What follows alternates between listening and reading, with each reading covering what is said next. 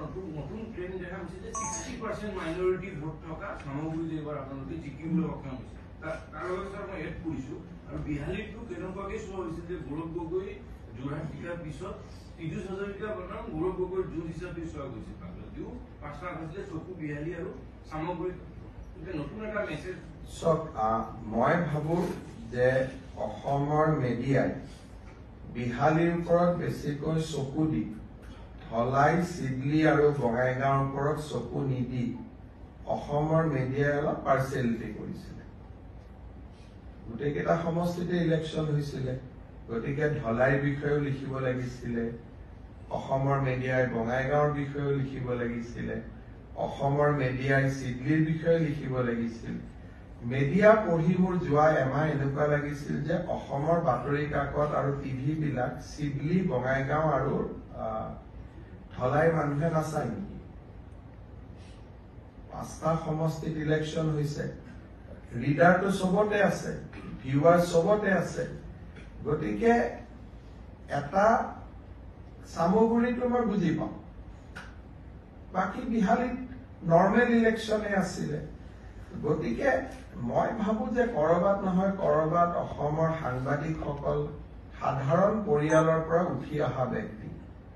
আমি যদি সাধাৰণ পৰিয়ালৰ পৰা উঠি অহা ব্যক্তিসকলৰ লীলা তেজৰ প্ৰতি দুৰ্বলতা হয় তেতিয়াহ'লে ই সমাজৰ কাৰণে অশনি সংকট ৰাজতন্ত্ৰটো কেতিয়াবাই শেষ হৈ গ'ল নহয় গতিকে এতিয়া যদি আমি ৰাজতন্ত্ৰক বিশ্বাস কৰো তেতিয়াহ'লে আৰু আমি যদি তাৰ শিকাৰ হৈ যাওঁ সি গণতন্ত্ৰৰ বাবে এটা দুৰ্বল সময়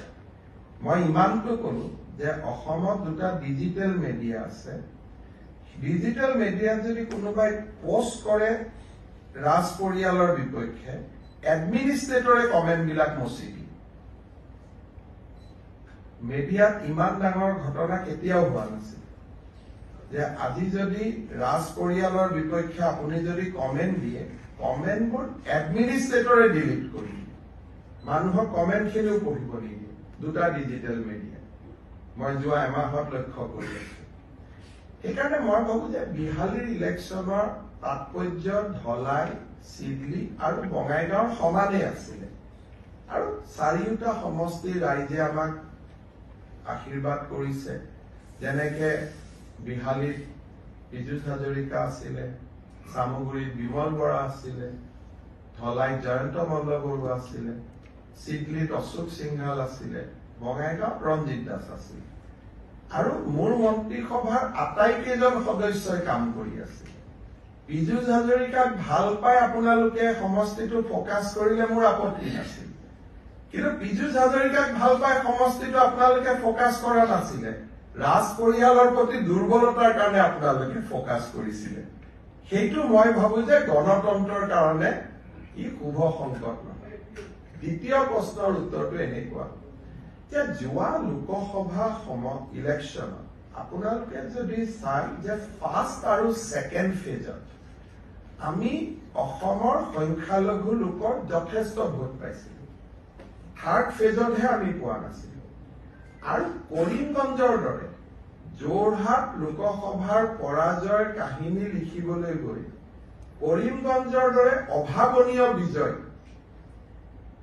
যিটো ভাৰতীয় জনতা পাৰ্টিৰ গোটেই ভাৰতৰ বাবে এটা ইতিহাস যে 65% মাইনৰিটি মানুহ থকা সিট এটা আমি লোকসভাত বিজয়ী হৈছিলো কিন্তু যোৰহাটৰ বিজয়ৰ কথা লিখিবলৈ গৈ কৰিমগঞ্জৰ কথাটো সবে আণ্ডাৰ প্লে কৰি পেলালে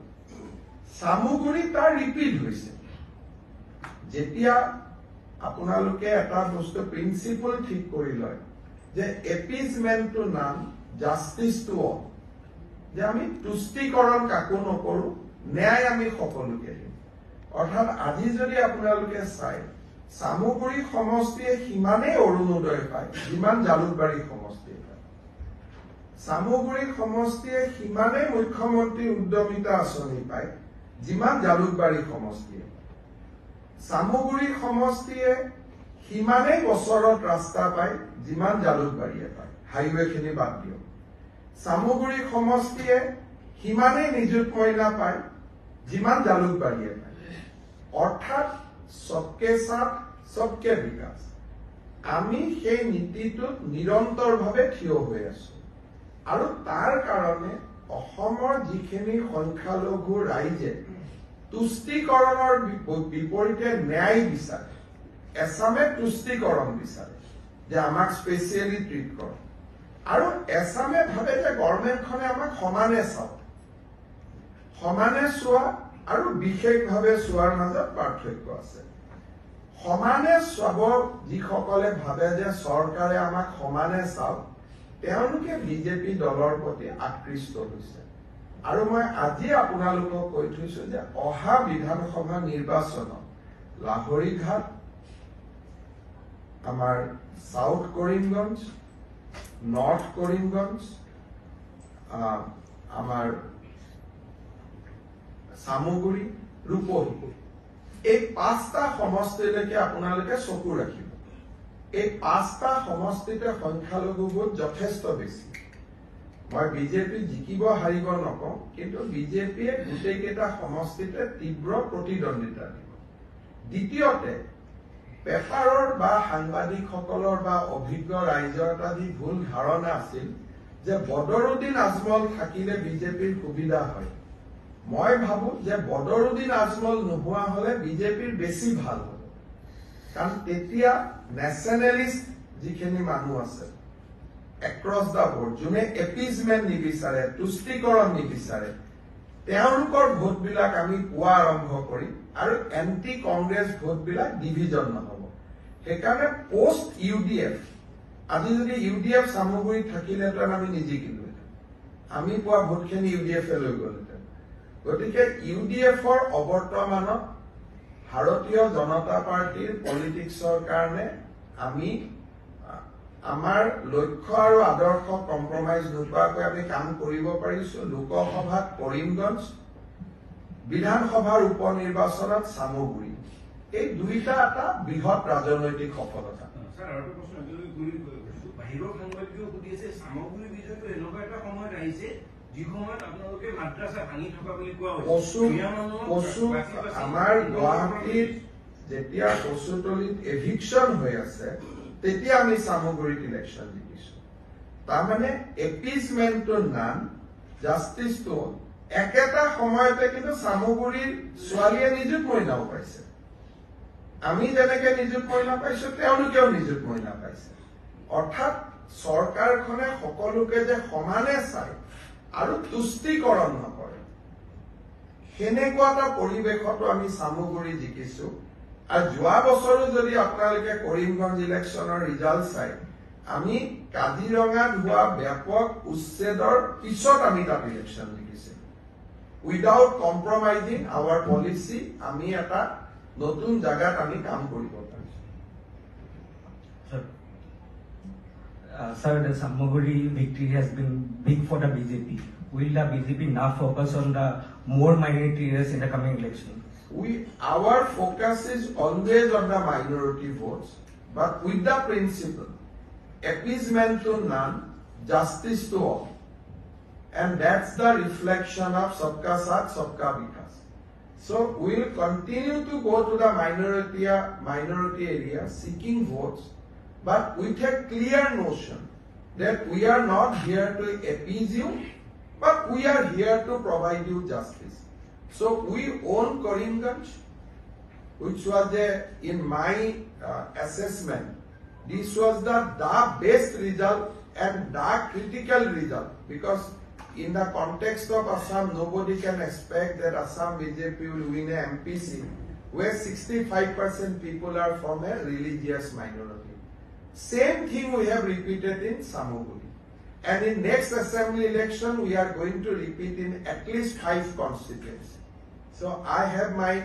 pathway already defined. I know where to go and which constituency to go. But all over Assam we cannot go. Situation is not correct right now. But I have outlined North Karimganj, South Karimganj, Lahorighat, Rupohi and Samaguri will be our focus area. Sir, so one question is that 5 out of 5 for NDA in Northeast. How are you looking at the overall results of NDA in Northeast? You see that in Meghalaya also, Conrad Sangma's party has won. In the backdrop of Lok Sabha election,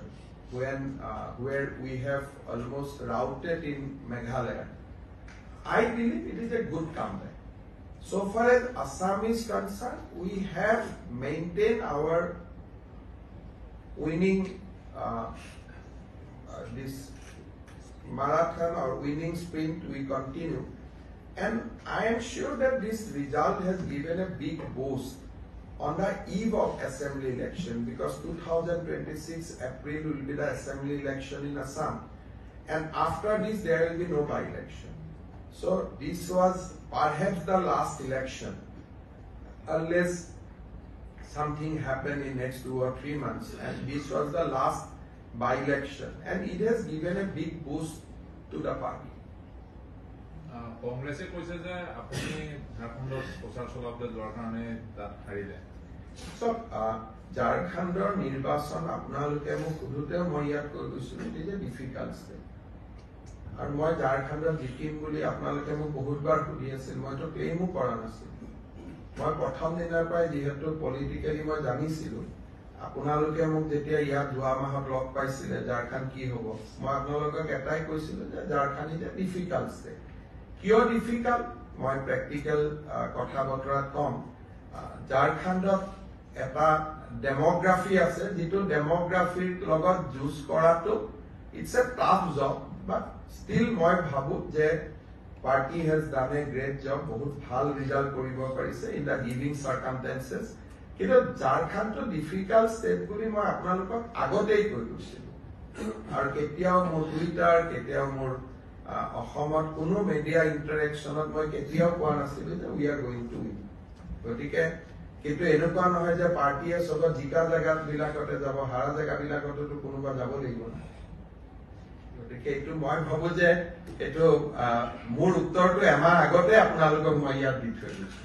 সেইকাৰণে ইয়াততো মছলা বিচাৰিবলগীয়া একো নাই। Sir, during the election campaign in the Jharkhand, you Salil Patel and raised the issues of the infiltration and the democratic changes in this. So, do you think that this government, JMM and the Congress coalition, will take up this issue seriously? Today also I have uploaded a video in my Twitter, and ANI has already taken it on board. Clearly, I have said that detecting infiltrators is a constitutional responsibility. So we must, whoever is the government on that day, whether it is a BJP, Congress, JMM, AGP, whoever, they have to go after the infiltrators. That is the constitutional mandate. Now, who will go how much, that depends on the political will of the government. So I do not want to prejudge,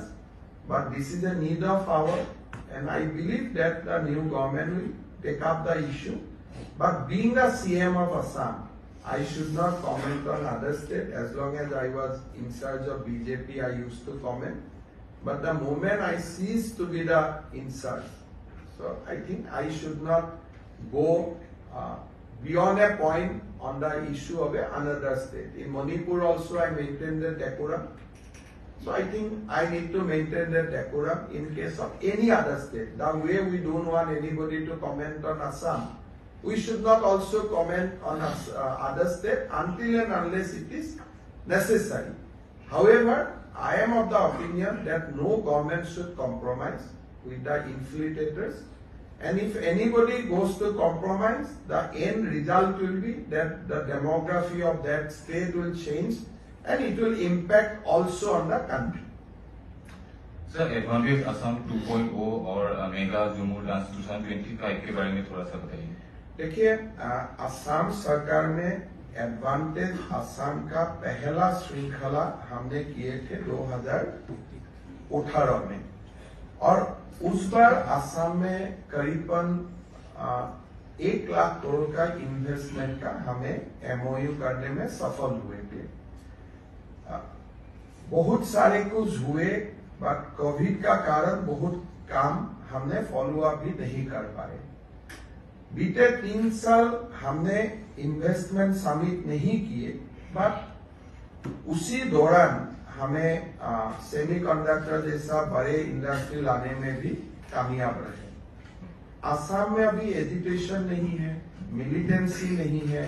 और असम का brand image बहुत बाहे है। इसका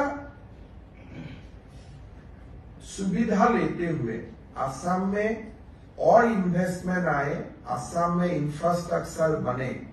इसीलिए हम advantage 2 करने जा रहा हूं। 26 अप्रैल को भारत की माननीय प्रधानमंत्री मोदी जी आएंगे इसको उद्घाटन के लिए और हमें समापन के लिए वित्त मंत्री महोदया को भी हम लोग न्योता देने जा रहा हूं। भारत का बड़े उद्योगपतियों को भी हम लोग इन्वाइट करूंगा, देश का, असम का, विदेश का उद्योगपतियों को भी हम आमंत्रण करूंगा और बाकी कोई सारे देश का एम्बेसडर्स को भी हम बुलाने का कोशिश करूंगा। एक अच्छा इन्वेस्टमेंट समिट हो, उसका साथ साथ असम में हमारा जो परंपरागत झूमर डांस है इसको भी हम 8000 आर्टिस्ट से उसको भी वही समय हम एक डेमोन्स्ट्रेशन कार्यक्रम करूंगा। हमारा उद्देश्य यही है कि निवेश का साथ लोग असम का सांस्कृतिक जो हमारे शक्ति है उसको भी कुछ उपलब्धि करे। इसीलिए हमारा 26 और 25 हम इन्वेस्टमेंट का समिट भी करने जा रहा हूं, साथ में हम सांस्कृतिक कार्यक्रम भी करने जा रहा हूं। हमार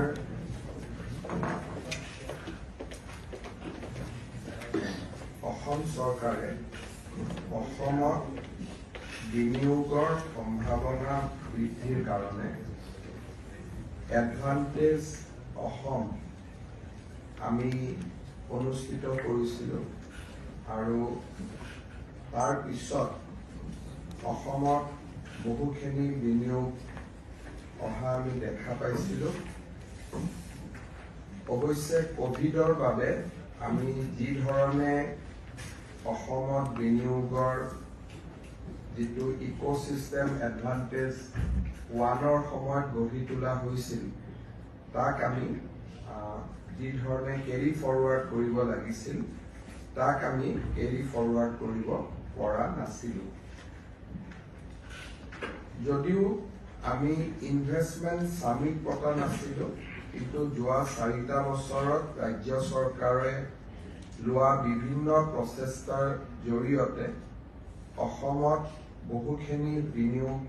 আহিব আৰম্ভ কৰিছে আৰু গোটেই ভাৰততে গুড গভৰ্নেন্স আৰু এটা গুড ইনভেষ্টমেন্ট ডেষ্টিনেশ্যন হিচাপে অসমৰ এটা নেশ্যনেল ইমেজ এটাও যোৱা কেইটামান বছৰত যথেষ্ট বৃদ্ধি হৈছে। বিশেষকৈ অসমলৈ উভতি অহা শান্তিৰ পৰিৱেশেও আৰু তাৰ লগত এটা আন্দোলন বিবৰ্জিত পৰিৱেশেও অসমৰ প্ৰতি ইনভেষ্টৰসকলৰ ধাউতি যথেষ্টখিনি বৃদ্ধি কৰিছে। এই গোটেইবোৰ সময়ৰ সুবিধা আগত ৰাখি আমি অহা 24 আৰু 25 ফেব্ৰুৱাৰী তাৰিখে এডভান্টেজ অসম তাৰ যিটো দ্বিতীয় সংস্কৰণ সেই দ্বিতীয় সংস্কৰণ আমি গুৱাহাটীত অনুষ্ঠিত কৰিব বিচাৰিছো আৰু এই দ্বিতীয় সংস্কৰণটোৰ আমি নাম দিছো advantage Assam 2.0 Investment and Infrastructure Summit 2025 দুদিনীয়াকৈ অনুষ্ঠিত হ'বলগীয়া এই ইনভেষ্টমেন্ট সামিটৰ শুভ উদ্বোধন প্ৰধানমন্ত্ৰী নৰেন্দ্ৰ মোদী ডাঙৰীয়াই কৰিব আৰু তেখেতে ইতিমধ্যে আমাক তাৰ বাবে কনসেন্ট দিছে। ইয়াৰ সামৰণি বা ভেলিডেটৰী সেশনৰ বাবে আমি বিত্তমন্ত্ৰী নিৰ্মলা সীতাৰমণ ডাঙৰীয়ানীক ৰিকুৱেষ্ট কৰিম। তেখেতক মই এতিয়ালৈকে কথা পতা নাই, কিন্তু মই আশা কৰোঁ যিহেতু 25 ফেব্ৰুৱাৰীলৈকে সময় আছে আৰু তেতিয়ালৈকে ইউনিয়ন বাজেটো হৈ যাব, তেখেতে আমাৰ নিমন্ত্ৰণ নিশ্চয় ৰক্ষা কৰিব। এইবাৰ আমি সামিটখনত ইনভেষ্টমেন্টৰ লগতে ইনফ্ৰাষ্ট্ৰাকচাৰত আমি সমানে গুৰুত্ব দিছো কাৰণ ইনভেষ্টমেন্ট তেতিয়া আহিব যেতিয়া ৰাজ্যত ইনফ্ৰাষ্ট্ৰাকচাৰ বাঢ়িব আৰু সেই কাৰণে এইবাৰ আমাৰ ইনভেষ্টমেন্ট আৰু ইনফ্ৰাষ্ট্ৰাকচাৰ সামিটত আমি ইনফ্ৰাষ্ট্ৰাকচাৰ সেশন কেইবাটাও পাতিব খুজিছো এটা সেশন আমাৰ পথ পৰিবহন ব্যৱস্থাৰ ওপৰত হ'ব যাক আমি উদ্বোধন কৰিবৰ কাৰণে গাডকাৰী ডাঙৰীয়াক নিমন্ত্ৰণ জনাম এটা ৰেলৱে ইনফ্ৰাষ্ট্ৰাকচাৰৰ ওপৰত হ'ব যাক আমি উদ্বোধনৰ বাবে অশ্বিনী বৈষ্ণৱ ডাঙৰীয়াক নিমন্ত্ৰণ কৰিম এটা এগ্ৰিকালচাৰ ইনফ্ৰাষ্ট্ৰাকচাৰৰ ওপৰত হ'ব কোল্ড ষ্টৰেজকে আদি কৰি তাৰ বাবে আমি কেন্দ্ৰীয় মন্ত্ৰী শিৱৰাজ সিং চৌহানক আমি আমন্ত্ৰণ জনাম আৰু ঠিক সেই ধৰণে এটা সিভিল এভিয়েশনৰ ওপৰত তাৰ কাৰণে আমি সিভিল এভিয়েশনৰ কেন্দ্ৰীয় মন্ত্ৰী ডাঙৰীয়া আমি নিমন্ত্ৰণ কৰিম আৰু এটা হৈছে ইণ্ডাষ্ট্ৰিয়েল ইনভেষ্টমেন্ট বিভিন্ন ইণ্ডাষ্ট্ৰিয়েল পাৰ্কছ আদি অসমত আমি কেনেকে এক্সপাণ্ড কৰিব পাৰোঁ এইকেইটাৰ উপৰিও অসমৰ হাইড্ৰ'কাৰ্বন ই এটা পুৰণা আমাৰ ছেক্টৰ য'ত অসমৰ যথেষ্ট অৱদান আছে এটা সেশন আমাৰ হাইড্ৰ'কাৰ্বন ইণ্ডাষ্ট্ৰিৰ ওপৰত হ'ব আৰু এই ধৰণে এইবাৰ আমি ইনভেষ্টমেন্ট আৰু ইনফ্ৰাষ্ট্ৰাকচাৰ দুইটাকে সন্নিবিষ্ট কৰি এডভান্টেজ আছাম দ্বিতীয় সংস্কৰণখন আমি পাতিবলৈ সিদ্ধান্ত গ্ৰহণ কৰিছো অসমৰ বাবে বিশেষকৈ আমাৰ যেতিয়াৰ পৰা ৰাজ্যত সেমিকণ্ডাক্টৰ ইণ্ডাষ্ট্ৰি প্ৰতিষ্ঠা হোৱাৰ কথা আগবাঢ়িলে তেতিয়াৰ পৰাই ৰাজ্যখনক লৈ বহুতো উদ্যোগ প্ৰতিষ্ঠানে বিভিন্ন ধৰণে বিভিন্ন অনুসন্ধান কৰি আহিছে আৰু তাৰ লগতে ভাৰত চৰকাৰৰো অহা ৩টা বছৰত যিমানবিলাক অসমত ইনভেষ্টমেন্ট কৰাৰ সম্ভাৱনা আছে বা আমি প্ৰচেষ্টা কৰিলে ইনভেষ্টমেন্ট হ'ব তাৰো আমি সম্ভাৱনা আমি কি ধৰণে আমি তাক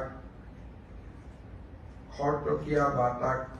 আমি ধৰাতলত আনিব পাৰো তাৰ বাবে আমি প্ৰচেষ্টা কৰিম এই ইনভেষ্টমেন্ট সামিটৰ সময়তে যেহেতু দেশ আৰু বিদেশৰ ইনভেষ্টৰ সকল আহিব সেই সময়ছোৱাতে আমি বহুদিনে আমি আলোচনা কৰি থকা আমাৰ চাহ বাগিচাৰ ঝুমুৰ নৃত্যৰ যিটো সাৰ্বজনিক প্ৰদৰ্শন সেইটো আমি 24 ফেব্ৰুৱাৰী অথবা 25 ফেব্ৰুৱাৰীত আমি অনুষ্ঠিত কৰিম অসমৰ 800খন চাহ বাগিচাৰ পৰা 32 গৰাকীকৈ ছোৱালী আৰু সেই অনুপাতে পুৰুষ সৰ্বমুঠ ৭৫০০ নাচনী আৰু কলা কুশলীয়ে এই সাৰ্বজনীন ঝুমুৰ নৃত্যত অংশগ্ৰহণ কৰিব আৰু ইয়াৰ বাবে আমি ডিটেইল গাইডলাইন বনাইছো master trainer workshop LAC level workshop district level performance তাৰ পিছত তেওঁলোক গুৱাহাটীলৈ অহা তেওঁলোকৰ ৰিহাৰ্সেল আৰু ফাইনেলি 24 অথবা 25 তাৰিখে সেই ইনভেষ্টৰ সকলে যাতে অসমৰ বাৰে ৰহণীয়া সংস্কৃতিৰ এটা ঝলক বা আমাৰ চাহ বাগিচাৰ গোটেই ঝুমুৰ নৃত্যৰ বিষয়ে দেখা পায় সেইবাবে আমি এই ইনভেষ্টৰ সামিটৰ লগতে ৰবিতা খুৱাই আমি ঝুমুৰ নৃত্যৰ সাৰ্বজনিক যিটো প্ৰদৰ্শন তাকো আমি কৰিবৰ বাবে সিদ্ধান্ত লৈছো তৃতীয়তে ইনভেষ্টমেন্ট সামিট এইবাৰ আমি বহুত ব্যয়বহুল কৰিব খোজা নাই আমাৰ চৰকাৰৰ 3টা প্ৰতিনিধি দল 3টা সেগমেন্টত 3খন বিদেশী ৰাষ্ট্ৰলৈকে সিংগাপুৰ আৰু জাপানলৈকে এটা প্ৰতিনিধি দল আমেৰিকা এটা প্ৰতিনিধি দল ইউনাইটেড কিংডম আৰু ইয়াৰ যিকোনো এটা প্ৰতিনিধি দলে যাওঁতে ডুবাই অৰ্থাৎ আমি বহুত বেছি 16-20খন দেশত আমি যাব খোজা নাই যাতে অলপ গোটেই ব্যৱস্থাটো সংকুচিত হ'ব পাৰে সেইকাৰণে আমি এটা প্ৰতিনিধি দল ছিংগাপুৰ জাপান এটা প্ৰতিনিধি দল আমেৰিকা যুক্তৰাষ্ট্ৰ এটা প্ৰতিনিধি দল ইউনাইটেড কিংডম আৰু ইয়াৰ যিকোনো এটা প্ৰতিনিধি দলে ডুবাই অন দা ৱে আমাৰ ৰোড শ্ব' তেওঁলোকে কৰিব আৰু দেশৰ আমি গোটেইকেইখন মেট্ৰপলিটেন বিশেষকৈ মুম্বাই নতুন দিল্লী হায়দৰাবাদ বেংগলোৰ চেন্নাই আহমেদাবাদ আৰু কলকাতা এই 6খন জায়গাত আমি অসমৰ ইনভেষ্টমেন্ট সামিটৰ ওপৰত আমি 6খন ৰোড শ্ব' কৰি যাতে লিমিটেড হয় আৰু থিম অৰিয়েণ্টেড হয় আৰু ইয়াৰ লগতে যেহেতু আমি ইনফ্ৰাষ্ট্ৰাকচাৰৰ কথা আলোচনা কৰিছো ইয়াৰ মাজতে আমি ভূটানলৈকেও যাম কাৰণ আমি কেইবাটাও টেকনিক্যাল ওয়াৰ্কশপত আমি দেখা পাইছো যে ভূটানৰ পৰা নামি অহা পানী আমি অসমৰ জলসিঞ্চন আৰু জল যোগান এই দুইটা কামত আমি খুব ধুনীয়াকৈ ব্যৱহাৰ কৰিব পাৰো ওদালগুৰি জিলাৰ বহুকেইটা স্থানত আমি ভূটানৰ পৰা নামি অহা পানীৰে জল জীৱন মিছন আঁচনি আমি কৰিব পাৰিছো ইয়াৰ পিছত আমি ইয়াক টেকনিক্যালি এসেস কৰোতে আমি দেখা পাইছো যে ভূটানৰ পৰা নামি অহা পানী আমি যদি জলসিঞ্চনৰ কামত ব্যৱহাৰ কৰিব পাৰো তেতিয়াহলে বছৰটোৰ আটাইকেইটা মাহতে নামনি অসম আৰু বিশেষকৈ দ্বিতীয় অঞ্চলৰ খেতি পথাৰসমূহত পানী আমি 365 দিনে আমি ৰাখিব পাৰিম আমাৰ জানজুৰিসমূহ শুকাই যায় যদিও ভূটানৰ জানজুৰিসমূহ শুকাই নাযায় সেইকাৰণে ভূটানৰ পৰা ইয়াত কিবা বিনিয়োগ আহিব তাক আশা কৰি নহয় কিন্তু ভূটানৰ প্ৰাকৃতিক সম্পদক অযথা এনেই অসমলৈকে অহাৰ পৰিৱৰ্তে বা পানী এনে আহিলে আমাক ইয়াত বানপানী কৰিলে তাৰ পৰিৱৰ্তে আমি ইয়াক গঠনমূলক কামত ব্যৱহাৰ কৰিব পাৰো নেকি তাৰ বিষয়েও ইনভেষ্টমেন্ট সামিটৰ ৰজিতা খুৱাই আমাৰ এটা প্ৰতিনিধি দল ভূটানতো যাব আৰু ভূটান চৰকাৰৰ লগতো আলাপ আলোচনা কৰিব সেইবাবে আমাৰ কাৰণে ফেব্ৰুৱাৰী মাহ যথেষ্ট এক্সাইটিং হ'ব আৰু আমি ফেব্ৰুৱাৰী মাহৰ আগতে বিশেষকৈ ফেব্ৰুৱাৰী 12 বা 13 তাৰিখৰ ভিতৰত আমি পঞ্চায়ত নিৰ্বাচনো আমি সামৰণি মাৰিব খুজিছো যাতে জানুৱাৰী মাহত আমি পঞ্চায়ত ইলেকশ্যনৰ নটিফিকেশন দিব পাৰো আৰু ফেব্ৰুৱাৰী 10 তাৰিখৰ আগতে আমি পঞ্চায়ত ইলেকশ্যন আমি সামৰণি মাৰিব পাৰো ইয়াৰ মাজতে ফেব্ৰুৱাৰীত অসম বিধানসভাৰ অধিৱেশনো হ'ব এইবাৰ অসম চৰকাৰৰ আমি এটা সিদ্ধান্ত লৈছো যে এইবাৰ বিধানসভাৰ যিখন বাজেট অধিৱেশন তাৰ এটা সেশন বা এদিন আমি কোকৰাঝাৰত কৰিব পাৰো নেকি কিন্তু তাত ৰাতি নাথাকি ৰাতিপুৱা গৈ গধূলি গুচি অহা যাতে বহুত বেছি খা খৰচ কৰিব নালাগে এটা মিতবাৰিতাৰ মাজেৰে আমি কৰিব পাৰো নেকি যে আমাৰ বিত্তমন্ত্ৰীৰ বাজেটখন আমি কোকৰাঝাৰত কৰিব পাৰো যেহেতু দিনটোৰ বছৰটোৰ প্ৰথম সেশন হলে আমাৰ বাজেট পঢ়াৰ আগতে গভৰ্ণৰ এড্ৰেছ হয় কিন্তু যদি এপ্ৰিলত সেশন নহয় ফেব্ৰুৱাৰীত হয় তেতিয়ালে সেইটো ফাৰ্স্ট সেশন বছৰৰ প্ৰথম সেশন বুলি ধৰা নাযায় তেনেকুৱা ক্ষেত্ৰত ৰাজ্যপালৰ অভিভাষণ বা বিত্তমন্ত্ৰীৰ বাজেট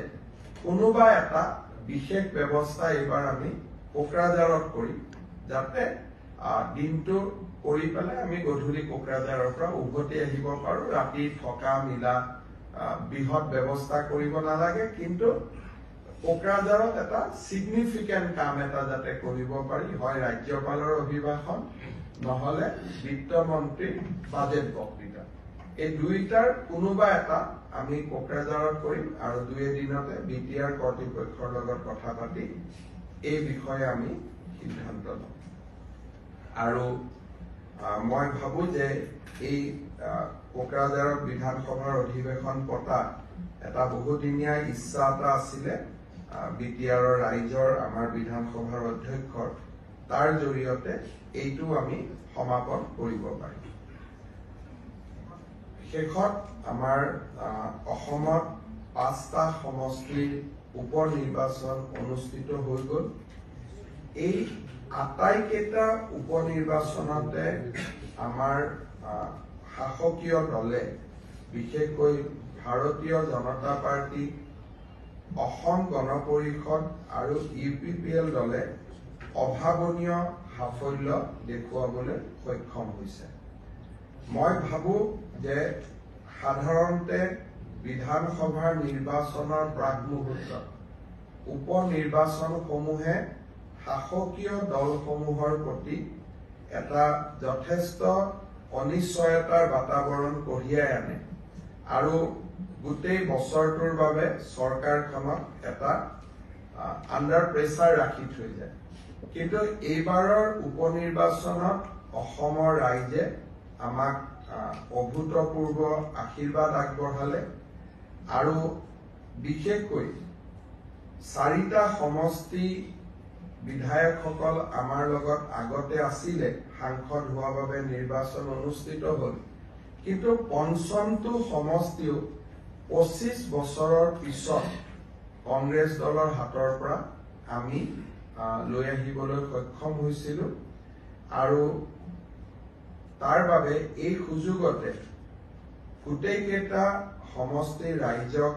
আমি ধন্যবাদ আৰু অভিনন্দন জ্ঞাপন কৰিছো আৰু অহা সময়ছোৱাত আমি দুগুণ উৎসাহেৰে সৈতে অসমৰ জনগণৰ বাবে কাম কৰিবৰ বাবে আমি এটা নতুন প্ৰেৰণা পালো নিৰ্বাচনত বিজয়ী আটাইকেইগৰাকী প্ৰাৰ্থী বিশেষকৈ বঙাইগাঁও সমষ্টিত দীপ্তিময়ী চৌধুৰী আমাৰ ধলাই সমষ্টিত নিহাৰঞ্জন দাস আমাৰ চামুগুৰি সমষ্টিত ডিব্ৰুৰঞ্জন শৰ্মা বিহালী সমষ্টিত দিগন্ত ঘাটুৱাৰ আৰু চিডলি সমষ্টিৰ বিজয়ী প্ৰাৰ্থী নিৰ্মল কুমাৰ ব্ৰহ্ম মই আন্তৰিক অভিনন্দন জনাইছো আৰু নিৰ্বাচনত যিসকল মন্ত্ৰী বিধায়ক আমাৰ কাৰ্যকৰ্তাই যথেষ্ট কষ্ট কৰিলে তেওঁলোককো মই অভিনন্দন জনাইছো আপোনালোকে যদি কিবা সুধিব বিচাৰে সুধিব নিজে খুব বেছি সময় দিব পৰা নাছিল এইবাৰ আপোনাৰ টিমে কাম কৰিছে লোকসভা ইলেকশ্যনতো মই সিমানেই সময় দিছিলো কলে আপোনালোকে দুখ পাব মই তেজপুৰত যিমান মিটিং কৰিছিলো যোৰহাটতো সিমানেই মিটিং কৰিছিলো ডিব্ৰুগড়তো সিমানেই মিটিং কৰিছিলো মোৰ অহা 15 দিন পিছত ডায়েৰী ওলাব ডায়েৰীটো প্ৰতিদিনৰ ডায়েৰী ওলাব মই তেজপুৰত কেইদিন আছিলো গুৱাহাটীত কেইদিন আছিলো ধুবুৰীত কেইদিন আছিলো শিলচৰত কেইদিন আছিলো কৰিমগঞ্জত কেইদিন আছিলো আপোনালোকে এনেকুৱা সেইটো সময়ত বনাই পেলালে যে মই আজি যোৰহাটতে কেম্প কৰি আছো এতিয়া মোৰ ডায়েৰী ওলাব প্ৰতিটো দিন আপোনালোকে দেখা পাব সকলো জায়গাতে মোৰ ষ্টেণ্ডাৰ্ড প্ৰেক্টিছ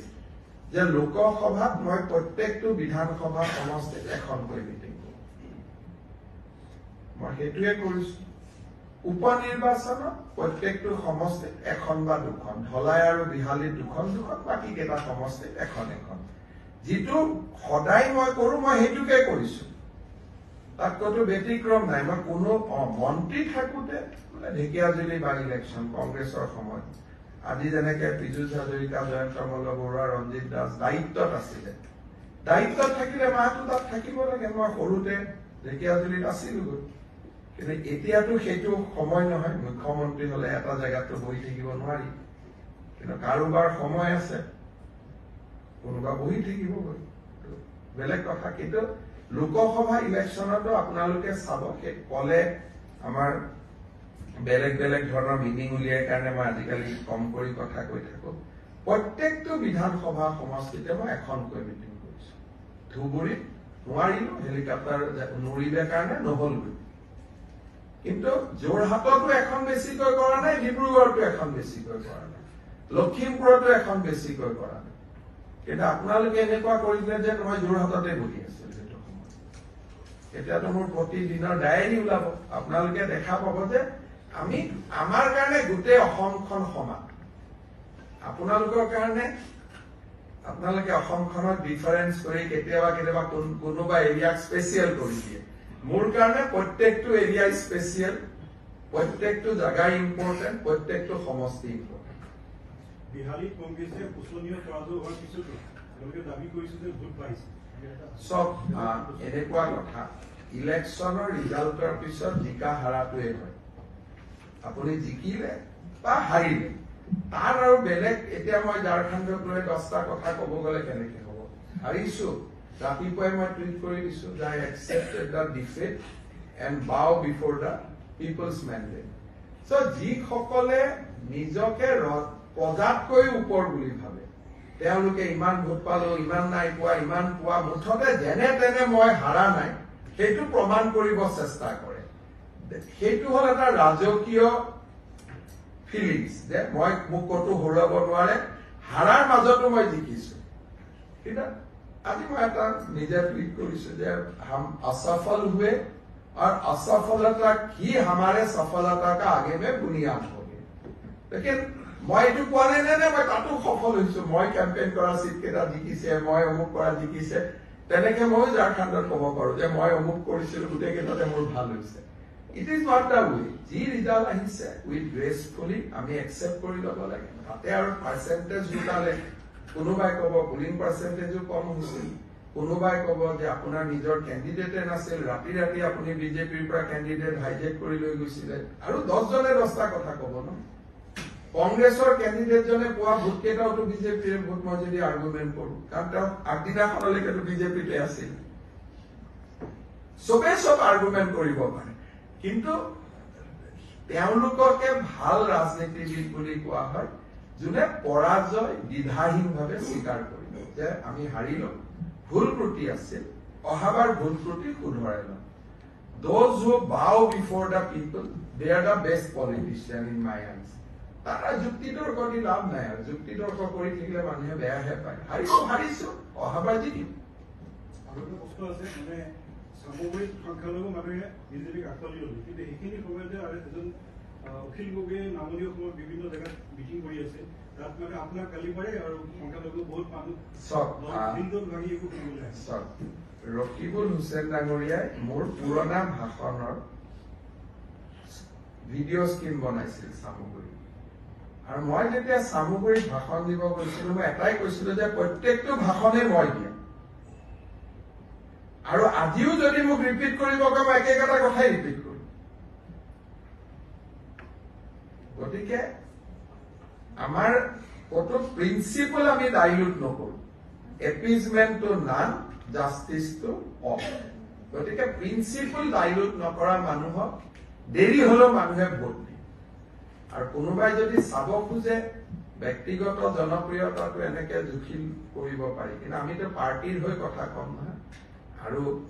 যি অখিল গগৈ ডাঙৰীয়াৰ কথা কৈছে তেওঁতো ইলেকশ্যন খেলিব যোৱা নাই তেওঁ প্ৰেচাৰ ক্ৰিয়েট কৰিব গৈছে কংগ্ৰেছক যাতে অহা ইলেকশ্যনত বেছি চিট পাওঁ সেইকাৰণে আমাৰ শুভেচ্ছা আছে গতিকে এইবিলাক বহুত চিৰিয়াছ মিটিংছ নহয় এইবিলাক হৈছে প্ৰেচাৰ টেকটিক্স নহলে আৰু কোনোবা মানুহে বিহালী ধাবাত মাতে নেকি মানুহক অপমান কৰাৰ যোনটো এটা লেভেল আছে এইটো ৰজাৰ পুতেকেহে ক'ব পাৰে মানুহক যে বিহালীৰ ধাবাত আহি পলিটিকেল ডিছকাশ্যন কৰক এইটো যদি কোনোবা এজন ৰজাৰ ল'ৰা নহ'লেহেঁতেন সাধাৰণ পলিটিচিয়ানে এইটো শব্দ ক'বই নোৱাৰে যে চিৰিয়াছ ডিছকাশ্যন আহি ধাবাত কৰক কি বুলি এইটো কোনে ক'ব পাৰে এতিয়া এটা ৰজাৰ মেণ্টেলিটি এটা থাকে আৰু আমিতো এইবিলাক কথা জীৱনতো মুখত ক'ব মুখেদি নোলাই আমিতো বহুত পিছে পিছে থাকো দূৰে দূৰে থাকো মইতো আপোনালোককো কম যে সাধাৰণ পৰিয়ালৰ পৰা অহা মানুহ সাধাৰণ পৰিয়ালৰ পৰা নেতাবিলাকক ফ'কাছ কৰক অখিল গগৈকো কৰিলে কোনো আপত্তি নাই সাধাৰণ পৰিয়ালৰ পৰা অহা লুৰিণ গগৈকো কৰক সাধাৰণ পৰিয়ালৰ পৰা অহা ভূপেন বৰাকো কৰক সাধাৰণ পৰিয়ালৰ পৰা অহা যি পাৰ্টীয়ে নহওক কিন্তু নিজে আমি য'ৰ পৰা আহিছো আমি আমাৰ আইডেন্টিটিটো এৰি দিব নালাগে আমাৰ কালেক্টিভ আইডেন্টিটিটো হৈছে আমাৰ দেউতা সাধাৰণ ঘৰ আছে সেই কালেক্টিভ আইডেন্টিটিটো আমি এৰি দিব নালাগে কোনেও এৰি দিব নালাগে সেইকাৰণে মইতো ৰজা আহিলে ওচৰতো গৈ নাচালো দূৰে দূৰে থাকো হ'ব